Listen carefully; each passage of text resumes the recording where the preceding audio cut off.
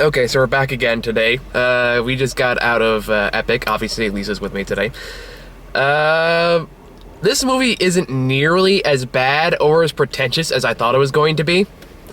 That being said, I'm not going to say it was a great movie by any stretch of the imagination. It was just kind of mediocre. It was mediocre. And it was just pretty much just kind of mediocre. I thought it was going to be much more like those pretentious environmental films you saw back in like the 80s and 90s, you know, where like the evils of man are killing the forest. And, yeah, not so much that. It was more...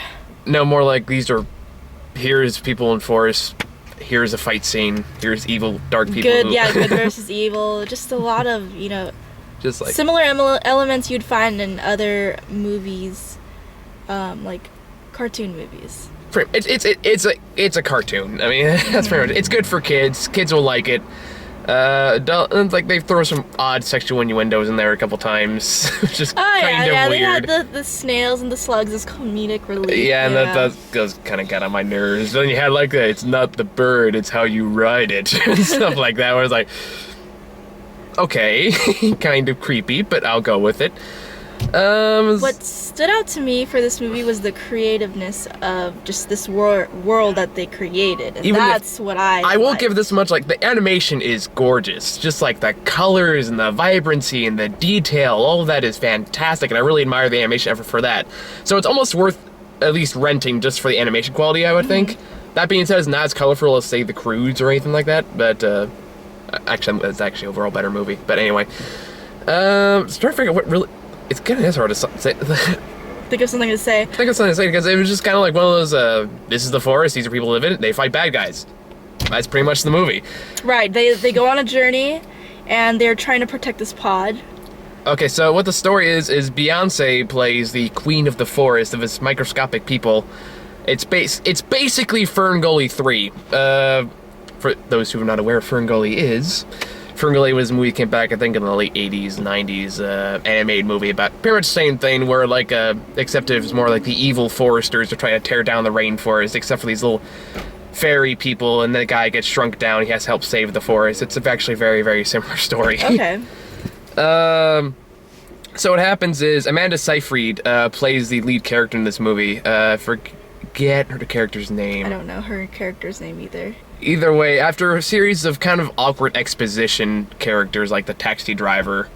Ah, yes, the taxi driver. Something on your mind, kid? We've known each other for 20 minutes, but I feel like I've really gotten to know you. So there's this, she plays this troubled teenager, who lost her mom and spending, I'm assuming, like the summer with her dad. But I don't know we don't really know much about her character outside of other than her mother died. Let me just say that her father is the most eccentric, like, lovable character. He's like a train wreck that you want to see. I liked him. I did like the dad. He was really quirky. Yeah, he was so cute. I really like the dog. Oh, the dog, yes. So they have a three-legged pug with one eye missing and going blind and deaf, which sadly reminds me of my dog. Except mine has all four legs. But yeah. But it's like there's some parts I liked about this movie. A lot of parts I thought were really cheesy, like Christoph Waltz plays the villain in this movie. For those who don't, Christoph Waltz was the guy who was in Django Unchained. You know the guy I'm talking about, right? The guy with the beard. Yeah. He plays the villain in this, and he is hamming it up for all it's worth. Just going all... He just really... I think he knows it's kind of a silly role, so he's just having fun with it. What happened to his son? He just got shot with an arrow. And then just died? Just died, that was it. Okay, no explanation whatsoever. And, okay, so this is what I want clarification from you. Was Ronan his son as well? I don't think so, no. I think it was just like, okay, you killed my son, I want to kill you. Okay, for some reason because, like, Ronan, they asked Ronan, like, how did you know this place? And he's like, oh, I've been here before with your dad. I think it was implied it's a similar undercover mission that just went badly.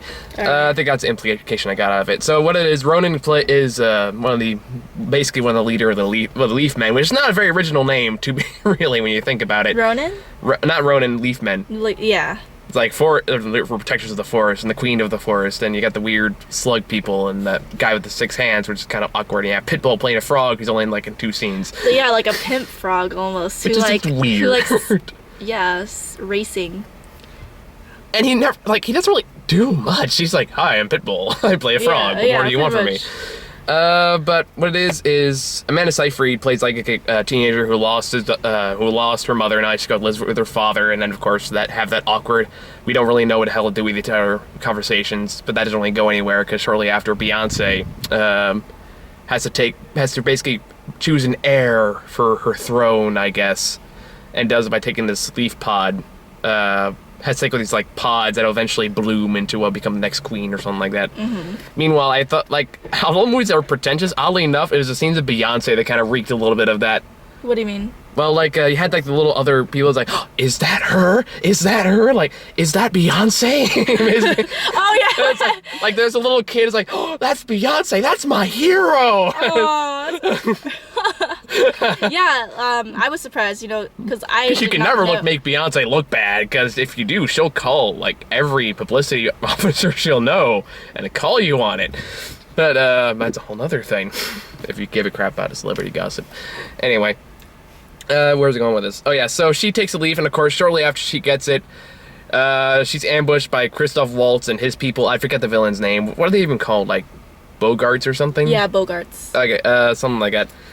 But anyway, so they track him down, they end up killing her, and of course Amanda Seyfried finds her, and then she gives them like the seed, which shrinks her down to their size. Which like I felt could have been a little more clear. Like she just shrunk without any like explanation, and everyone's just like, oh hey, yeah. Yeah, and then no one ever acknowledges like, hey, where'd you get the sweatshirt? It's like, oh hey, how you doing? Like, little do they know that she's a stomper, which is later explained in the movie as like a big person who talks really slow. Yeah, and that kind of weirded me out. I thought that could have been. I thought they would have talked about that a little bit more. Like, yeah. How does that work exactly? Like the whole thing they use to justify it is like they move so fast that humans just can't see it or something like that. Which of course makes no sense, but it's a kids movie, so you kind of go with it. Right. But at the same time, it's like, you think they at least acknowledge the fact that she looks radically different from anything they have, or just popped out of nowhere? I mean, who has mini like sweatshirts and pants and cute boots? Like yeah. Her character. You noticed the boots? I did. Like, I thought she was a very, very stylish character, which goes back to the animation. I think they did a good job. I even noticed her piercings and stuff. The detail was very nice. Yeah, like there's a lot of details. Like you can see a lot of the pores on the people's bodies and stuff like that. And the hummingbird. And the hummingbirds, like yes. It's like there's a lot of great detail to this, like the feathers and the way everything moves and interacts. It's all gorgeous, especially like the scene. Dandelions, yeah. And especially the scene towards the middle of the movie where you had like the deer and the sunset things. Like that looked gorgeous. Oh yeah. Of course, you had a lot of those you can tell it's made for 3D animated moments you kind of get with those things. Where you like these hummingbirds information, you can clearly tell it was meant for 3D. Oh, yes, yes. And even like with the deer getting like this close to the screen, the dog and all that stuff, there's a lot of those little, obviously made for 3D moments like that. It's like, but overall, like, it was just okay. Like, that's kind of what it comes down to. Is like, Colin Farrell does a decent job as the Ronin character. Christoph Waltz. He was my favorite, actually. Yeah, he was a good character. He did a good job with the way he was given. Christoph Waltz is having a lot of fun as the over-eccentric villain. Even though I really liked Ronin, he was my favorite character, I kind of wish he just died back there. Like, it was almost too perfect. Really? I'm usually the one vouching for that kind of thing. It was too perfect. Like, how does he come out of nowhere? Like, you know how many men he was, facing? It was like, what, 500 to 1 or something like that? It looked impossible. For him to come back, I was just like... So, of course, kids movie, you can do that. Yeah, of course, because you can't kill the main characters, and like that's when I said when I saw The Cruise, it's the part where they should have killed Nicolas Cage's character, because it would have been the perfect moment. It would have gone from just an okay anime movie to a freaking amazing anime movie, but they pushed out. Yeah. But kind of the same thing here, although not necessarily in the same context, because the scene that led up to the cruise scene was freaking amazing. But that's a whole nother thing. But to get a little backstory on that was there's another character in the movie. I forget his name. I'm gonna call him Jack because he looked like for some reason that's his name. The younger guy who's obviously the love interest, but they don't really. He was interesting. He was the epitome of like a teenage male who doesn't take his roles seriously and just wants to have fun. So he starts off in the beginning doing races after he gets kicked out of the green. He's kind of that character you see in a lot of those anime movies where, you know, they're just like, he's the rebellious teenager who doesn't take things seriously and doesn't know the meaning of this or that. And then towards the end of the movie, he learns his lesson and he becomes the warrior he was meant to be. Basically an animated version of Aragorn from Lord of the Rings. But, although not nearly as interesting. But of course, you know, they have Mendes Siegfried. We had a lot of little kids in this theater, by the way. It's worth noting. And they got really into this movie. Oh, yeah. Which was actually quite hilarious. So it's like, there's a part where, like, you know, they have their old back and forth, like two love letters. And part of, like, this, I think the kids start going, like, kiss, kiss, kiss, kiss. Towards like, chanting. Like, wow, they're really into this. It's like, it's just it's a cutesy kids movie. At its core, it's a cutesy kids movie. You have a kid, they'll love it. You'll probably not like it as much, but even then, I've seen far worse kids movies out there. Oh yeah. And even I expected this to be horrible, so this already far exceeded my expectations. My question to you is, why do you think they chose the title that they chose for this movie? Because trends is the best real option I can give for it, because epic is a word that's been thrown around a lot lately. Like, this movie was epic, so they wanted, like, if we use epic, that'll catch people's attention, and the people will not once did they say the word epic. That's no, they never do. Did the dad say it once, maybe? No, I don't think so. But I remember going into this movie, I turned to Michael and I was like, this reminds me a lot of the Secret World of Arrietty. I actually haven't seen that one. Okay, so. It's almost exactly like this. Like, really? Tiny people. So there are a lot of similarities. Oh. What? Oop. I don't know what you're doing. Okay, we're good. Is it good? I think so. Testing. Okay, we're recording. Okay. For some reason, I went to USB connect mode. I have no idea why. Okay, so what were you saying? Yeah, just a lot of similarities to other movies that have been previously done. Yeah, like I noticed some Bugs Life shots that seemed like they were stolen from that too. Like there's a part where they have to, once she shrinks, she has to take the seed to this magician, basically, who's like, what was he, like a caterpillar, centipede thing? Caterpillar, like fat either way, caterpillar. He's like a reader of the scrolls, which has no writing on them. But he has this whole song and dance. This musical number just came right the hell out of nowhere. Yeah, you just have one musical number throughout the whole movie. Usually you stick with many or none. Yeah, I was kind of like, okay, we're doing this now. Okay. So that was random. And of course, he's very... I laughed when he panicked and realized what I was like, oh, yeah. Like, and there was a couple chuckle-worthy, and there's a lot of groan-worthy jokes in this, too. Like, the whole, like, the slugs in particular had a lot of groan-worthy jokes. Mm-hmm. Like, the ugly person says, what? Well, of course, the kids are going to love it, but I'm just going to like, oh, gee, nah. And we're just like... Yeah. There's not much originality in this movie. Like, the visuals are the best part of the movie. Yes. This would have worked, I think, a lot better. I think, honest to God, if this was a silent movie with just visuals, it would have been amazing.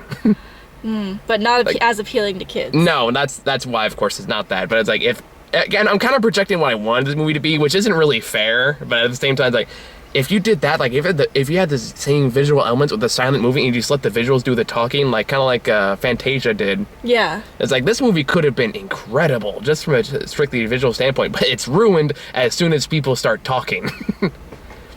But then you wouldn't need the talent. And I feel like the people that were casted helped promote the movie. You have a lot of A-list stars in this movie. I mean, it's made by the guys who made the Ice Age movies. You're not expecting that much really going into it, necessarily. But yeah, I mean, the action scenes are well choreographed, for animation. Mm-hmm. It's like, a lot of the way it moves, and it's like, there's a lot of fun things to watch. You're just not going to remember much of it afterwards. That's really what it comes down to. It just kind of I had enjoyed parts of it, but I'm going to forget about it in like in a week or two. Yeah, it's just that kind of movie. Yeah, it's kind of like Burt Wonderstone, where it's like, it had potential, but it's just there. It's just a movie. Mm-hmm. So it's like, there's nothing really spectacular about it, but there's nothing really god-awful about it either. It just is. Exactly. Yeah. It's like, it's a movie. And unfortunately, it's probably going to be the best movie I'm going to see this weekend. which kind of disturbs me a bit. Oh. It's okay. I signed myself up for this. I gotta carry the charge. See, I recently just watched on the Dollar Box Wreck-It Ralph. Oh, So yeah. that was the last animated movie I saw. This was just a couple days ago, and I was kind of comparing them, and it goes back to the originality of the story. Yeah, Wreck-It Ralph was a good movie. It was a good movie, yeah. I mean, I had my issues with it. I didn't think it was as good as a lot of people were saying it was, but I enjoyed it. It was a cute movie, and like this is a cute movie. It's just like, you know. What else can I was like, you say? like, not much really else to say about it, quite frankly. Wait, there was one thing I wanted to talk about. What was it? I forget. Well, I have nothing else to say. Oh yeah, there's one scene that kind of terrified me a little bit. Was like the slugs had some visuals that were kind of like the. Oh, there's that part where like the slugs is keep this missing being their recorded? eyes, and then so like where he calls the other love interest like flat face, and he sucks his eyes in, and it's like that's supposed to be funny. I'm like, ah! They're like, that's terrifying. Don't show that to kids. What were you thinking? Yeah, the kids seem to enjoy it. Oh yeah, like they were laughing, they were whooping and hollering, and like it's a kids movie. Take it what you will. Christoph Waltz, it had good talent behind it. It wasn't like it didn't shove the environmental message down your throat as nearly as much as I thought it was going to. Oh, I remember what I wanted to talk about. I want to talk about like the dad's weird Ghostbuster gun, like 2/3 of the way through the movie. Oh, the vacuum? The vacuum, because all I could think, who you gonna call, was all I could think of. Because like what happens is 2/3 of the way through the movie is like they have to get armor to disguise themselves as the bad guys so they can sneak in and get the seed and the slugs back after they're kidnapped by Christoph Waltz. And to do this, they have to go in his dad's place because like tons of old stuff hanging around. And when they get in there, he discovers that they're there because the dad's obsessed with finding these little leaf people. And he pulls out of random just this weird vacuum gun thing that I swear to God looks something straight out of Ghostbusters, and starts trying to like vacuum them up, and all I can hear is the Ghostbusters theme playing in my head the entire time. And of course you have the part where like the mother and the dad and the daughter like connect again and all that stuff, and it's like it plays all the notes you expect it to play pretty much. So it's like beyond that, there's some fun visuals, there's some relatively chuckle-worthy moments. So the dog is great. The dog's great, yes. So I know it's hot. It's really hot in here. It's been the hottest like day of the month right now. In San So we're Andreas. kind of hurrying through this so we can turn on the air conditioning so I don't kill my car battery again. I only fool me once. Anyway, so I guess we should move on to trailers then, if that's all we really have to say about the movie. All right. So we pretty much got a trailer for every kids movie coming out this summer. First one we got was. It wasn't Despicable Me 2, although we got that one too. It was the one before. No, the one we got before was Monster University. Oh, we had that snail movie. Oh yeah, that one was actually kind of cute. What was it called? Turbo. That was it. Turbo. Oh, okay, nice. With Ryan Reynolds playing a snail that wants to be fast. I'm sorry, that DreamWorks has surprised me a lot in the past. I still love Kung Fu Panda and How to Train Your Dragon are great movies. Much better than I thought they would be. But this one doesn't look that good, at least not in comparison. Well, the twist for me, like seeing this is my first time seeing the trailer, was that he became a genetically modified snail. Yeah, it goes the superhero route, which is kind of bizarre. I don't know. Like he's going Captain America on us, basically. Yeah, and then when he backs it, he has headlights. When he backs into stuff, he plays some weird song. And You okay there? yeah, I'm like in the hot area. Okay. Despicable Me 2 looked really good. Despicable Me 2. It looks cute. I haven't seen the first one. Al so. Pacino's in that. I don't know what he's doing in there. Quite frankly, it's like him and Robert De Niro have been in like bizarre movies lately. Well, Silver Linings Playbook aside, but. Yeah, Despicable Me 2 looks cute. I mean, at least this one actually told what the story was. This is the first trailer that actually told you the story. You've had 4 trailers for this now. Yeah, I remember the trailers for the first movie told me nothing about the movie. Yeah, until this is the first trailer that's actually told you something about it. Like this one, otherwise has little skits of the little yellow people because they clearly are the marketing strategy. Oh yeah, in essence. Because they're so cute. I kind of feel. Yeah. I don't know. I feel like I kind of want to punch kick one, but maybe that's just me and I'm cold-hearted.